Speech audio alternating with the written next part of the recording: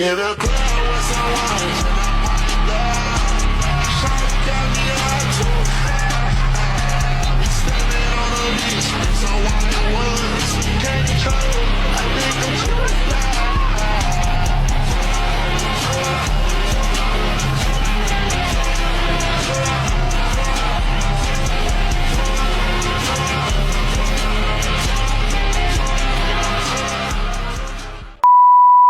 Bluelock just dropped their new episode. Man, can I just say that they cooked, bro? They beat all the allegations that they were facing. Like that one scene with Isagi, bro, that had me in tears, bro. But speaking of Isagi, is he actually what we see him to be? Perfect underdog protagonist? Or is he something else? Probably the most well-written villain in sports anime. I don't know, I'm just saying. Because after watching Bluelock for the 100th time, I noticed something that completely changed how I see this character. And once you see it, you can't unsee it. See, everyone's been so caught up in Isagi's evolution that nobody's actually talking about how he's actually evolving. This man really looked at friendship and teamwork and said, nah, that's not mathematically optional. Let me show you exactly what I mean by that.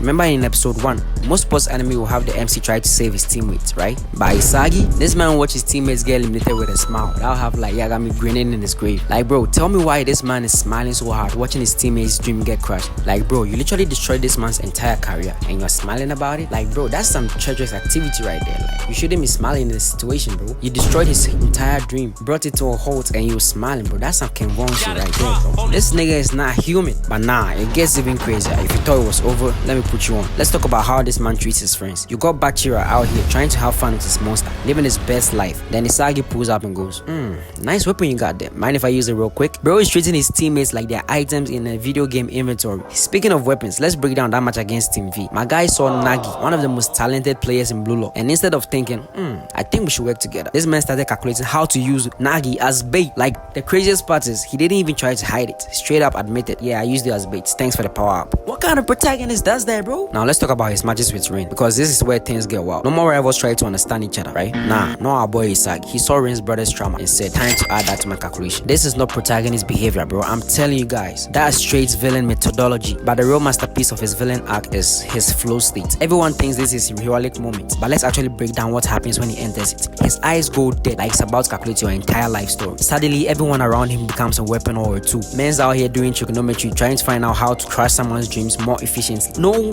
anime protagonist or MC does that, bro. I'm telling you guys. Naruto is out here trying to become the Hokage of his village, trying to help people. Ichigo is trying to protect his friends. And you got Isagi trying to crush his friend's dream, trying to use his friends as weapons to accomplish his dream. The whole concept of Bluelock is becoming the best version of yourself by sacrificing others. Like bro, I'm telling you guys, bro, this is not protagonist behavior. He's the best villain ever and he's done the good job of hiding it, making us cheer for him and stuff. You know what the scariest part is? He's actually getting better at it. Watch his evolution throughout the series. Early Isagi, maybe we should work together. Mid-season Isagi, you are all interesting weapons. Late season Isagi, I'll devour everything you have and make it mine. The genius of Bluelock isn't just creating a villain, it's making us root for him. Think about it. Every time Isagi crashes someone else's dream, we all get excited and scream, let's go, screaming at our screens and getting hyped because someone just crashed someone else's dream.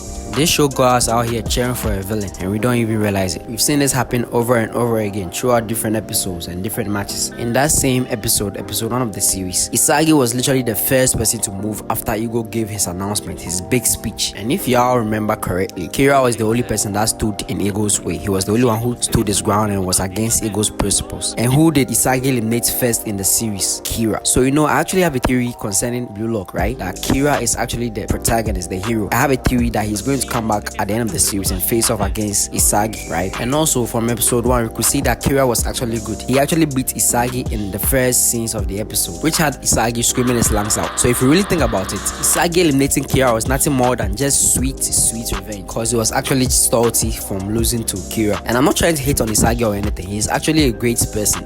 Who am I kidding? He's actually the worst. But hey, we still love him, don't we? Bluelock isn't a story about becoming the world's greatest striker. It's about watching someone slowly realize that becoming the villain is more efficient than becoming the hero. And Isagi, he's not just accepting it, he's excelling at it. By the end of the series, this man literally turned calculating other people's downfall into an art form. He's not just playing soccer, he's playing 5D chess with people's dreams as the chess pieces. So next time you're watching Bluelock, pay attention to Isagi's evolution, because you're not watching a hero's journey, you're watching the most methodical villain origin story in sports anime history. And honestly, that makes it a masterpiece. All this ranting probably made me look like I'm hating on Isagi, but honestly, I'm not. I actually love him. I absolutely love him. Like, do you know how many times I get hyped from watching Bluelock, and yeah, I mostly talk about the season 1 because the season 2 was trash, bro. The editing and the animation was absolutely trash. It's just this new episode that made it look like okay. I think they probably spent their whole entire budget on this one scene and this one episode. So if you enjoyed the video, drop a comment letting me know if you noticed any other villain moments that I probably missed. And if you enjoyed this breakdown, destroy that like button like Isagi destroys other people's dreams and hopes. Also, don't forget to subscribe and turn on the notification bell because we drop a lot more bangers and you wouldn't want to miss that. Peace out, and remember, if you see Isagi calculating, just forfeit the match, bro. It's not worth the trauma.